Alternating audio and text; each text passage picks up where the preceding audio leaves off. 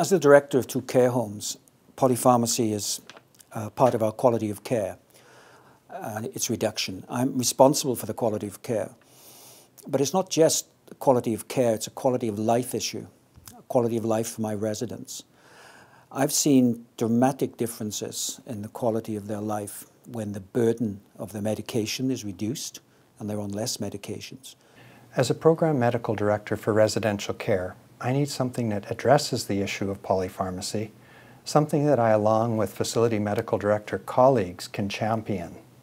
And that something needs to be clear and easy to use, but it needs to be the result of rigorous review with clear application to quality care in residential care. It needs to be practical, including guidance to safely reduce or eliminate unnecessary and inappropriate medication.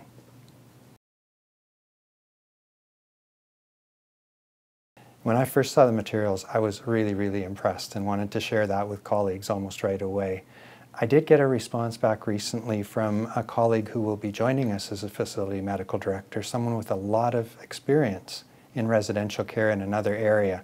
And I'd just like to read what he sent back in an email. His comment was, "This is excellent. I have tried to focus on individual classes of drugs, benzodiazepines, antibiotics, when I have tried to address polypharmacy in the past.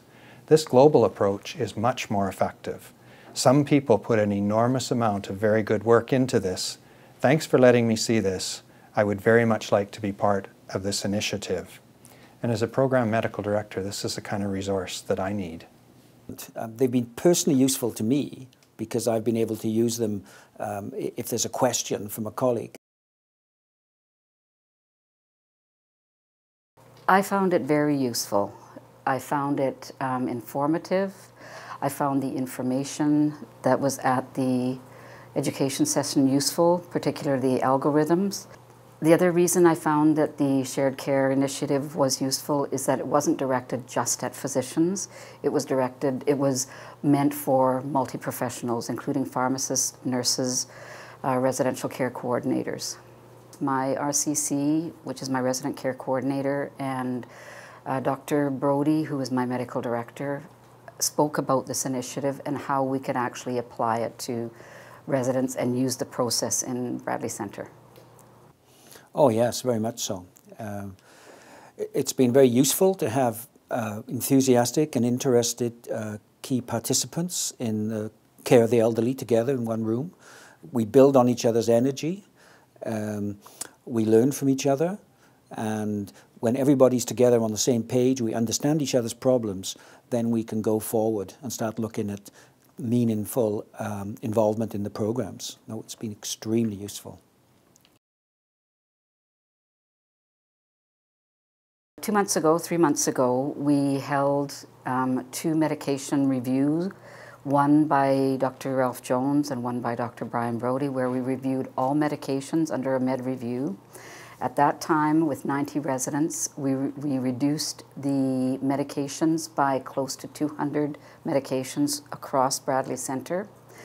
At this point in time, there has been very few medications that have been reinitiated, but on the whole, we've found the process, looking at the statins, looking at hypertensive, looking at a number of drugs through the algorithmic piece around CSI to be extremely helpful.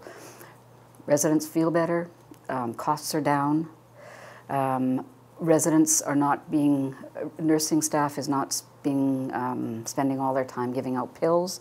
So as a long-term or as a short-term intervention, this has been really good. In my opinion, the Shared Care Polypharmacy Initiative provides clear rationale and support for enhanced medication reviews, with the associated benefits that are there for residents, and not only for residents, but for their loved ones as well.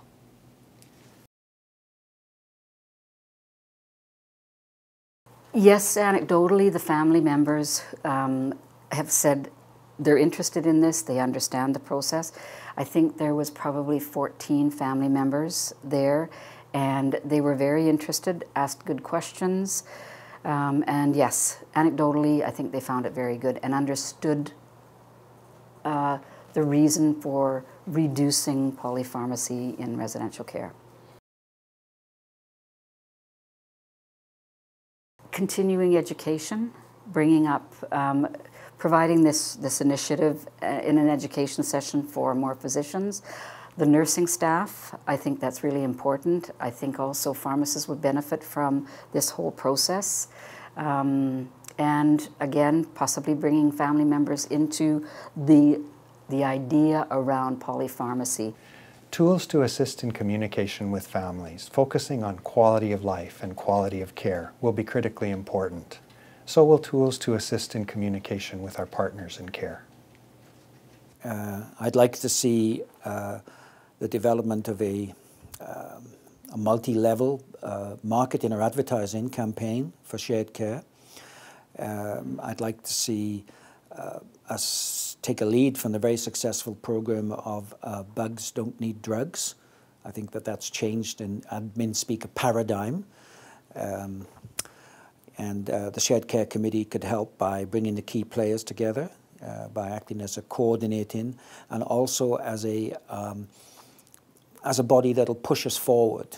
You know, busy doctors, we sometimes feel that we've reached a certain point, but we need actually to be pushed to get even better at this sort of reduction in polypharmacy. This is exciting. The more people you meet from other provinces, just last weekend I met people from Saskatchewan who've sort of independently have almost, well, exactly the same ideas and are developing materials. We can share these, and if we have this as a movement across Canada, and the Shared Care Committee helping us to link these bodies together, we've got a lot that we can learn from each other, and ultimately apply for the benefit of our patients.